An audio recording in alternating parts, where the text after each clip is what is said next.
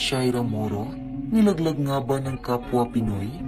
Malungkot na inanunsyo ng music label na AHS Channel na tuluyan na nilang tinanggal sa iba't ibang online streaming platforms ang viral song na Selos matapos maging kontrobersiya ang copyright issue nito dahil sa ginawa ng kampo ng international singer na si Lenka. Kahapon, sa pamamagitan ng pag-reply ng singer na si Lenka sa isang komento ng netizen na ipinaalam sa kanya ang di umano'y pag-angkin sa isa sa kanyang mga awitin na may pamagat na selos ni Shaira. Dagdag pa nito ay pinagkakakitaan rin daw ang nasabing awitin. Reply naman dito ng singer ay gumawa na raw sila ng aksyon kaugnay dito.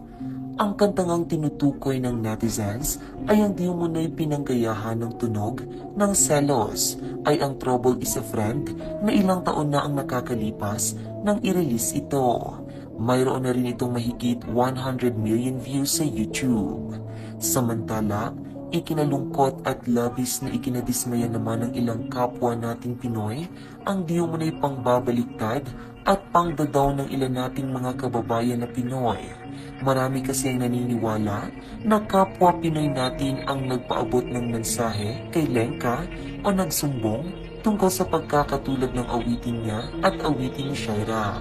Hindi naman na ito ay kinagulat pa ng ilan dahil noon pa man ay ugali na raw ng mga Pilipino ang manghila o maghilahan pababa o ang tinatawag na crab mentality.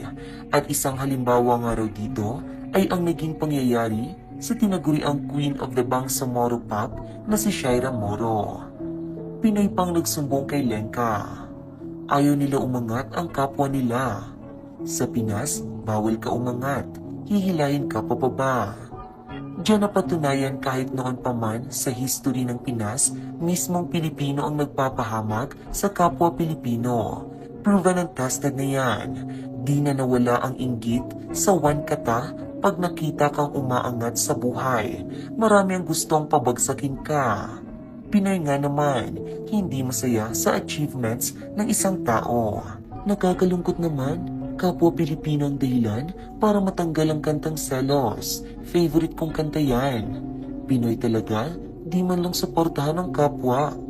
Sa ngayon ay nakikipag-ugnayan na ang AHS Channel sa kampo ng singer na si Lenka upang opisyal na gawing cover ang awiting Selos. As most of you may know, the melody that we have used is originally from a song entitled Trouble is a Friend by Lenka. And as of the moment, we are already in contact with her team for us to make Selos an official cover. Bahagi ng pahayag na inilabas ng AHS Channel.